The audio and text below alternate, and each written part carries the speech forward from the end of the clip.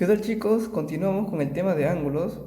Vamos a ver ángulos formados por dos rectas paralelas cortadas por una secante. Si nos damos cuenta en la gráfica, las rectas paralelas vendrían a ser A y B y la recta secante vendría a ser la recta C.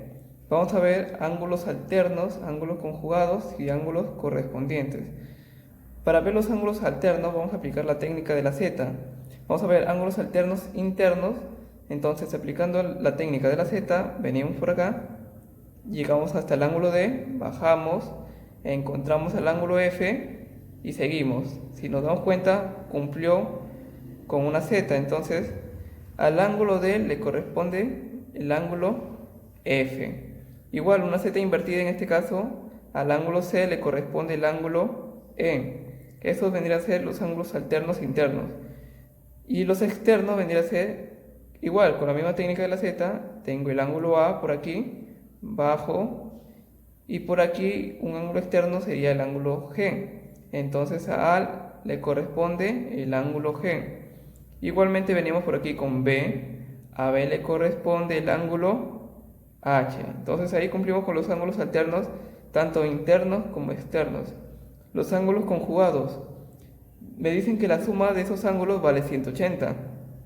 Entonces, uno de los ángulos conjugados tenemos internos y los externos. Los internos tenemos que C más F vale 180. D más E también cumple que vale 180. El ángulo A, eso vendría a ser con los ángulos conjugados internos. Los conjugados externos viene A más H vale 180 y G más B también valen 180. Y por acá tenemos los ángulos correspondientes. Los ángulos correspondientes me dicen lo siguiente, que el ángulo A, si nos damos cuenta por esta figurita, le corresponde el ángulo E, ¿sí? Tiene la misma forma del ángulo. Seguimos, el ángulo B, esta forma, le corresponde el ángulo F. Así continuamos con el ángulo D, le corresponde el ángulo H, y el ángulo C les corresponde el ángulo G. Continuamos con respecto a gráficas. Sus lados paralelos. Tenemos aquí gráficas, la primera y la segunda gráfica con lados paralelos. Me dicen que sus ángulos son iguales, viendo la figura bien. Y tenemos una tercera gráfica, como vemos por aquí. En este caso ya sus ángulos no son iguales, sino me dicen que la suma de sus dos ángulos vale ¿cuánto? 180. ¿Sí? Continuamos, ángulos de lados perpendiculares.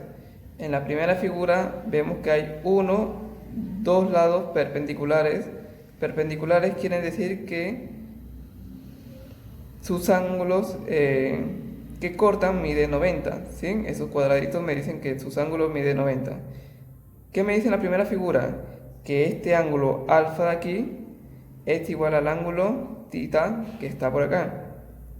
Y en la siguiente gráfica, en la gráfica B, tengo esta forma, ¿no? Un lado perpendicular por aquí y el otro lado perpendicular por acá. ¿Qué me dice? Que su ángulo alfa más el ángulo tita vale ¿cuánto? 180. Continuamos con ángulos con paralelas. Si nos damos cuenta que hay la recta L1 que es paralela a L2 y están los ángulos alfa, beta y X. Si nos damos cuenta, alfa y beta le hemos puesto una flechita que está mirando hacia la derecha. Yo voy a decir que alfa más beta es igual a X que está mirando hacia la izquierda. Esta misma propiedad con más profundidad vamos a verla en la siguiente gráfica. Si nos damos cuenta, acá tengo también dos rectas paralelas, L1 y L2, y tengo los ángulos A, B y C que están mirando hacia la derecha y los ángulos X, Y y Z que están mirando hacia la izquierda. Entonces decimos que la suma de A más B más C es igual a la suma de X más Y más Z. Y en la última gráfica tenemos el ángulo alfa, beta, tita, epsilon y lambda. Dice que la suma de estos 5 ángulos es igual a 180. Si les gustó el video, compartan y suscríbanse. Gracias.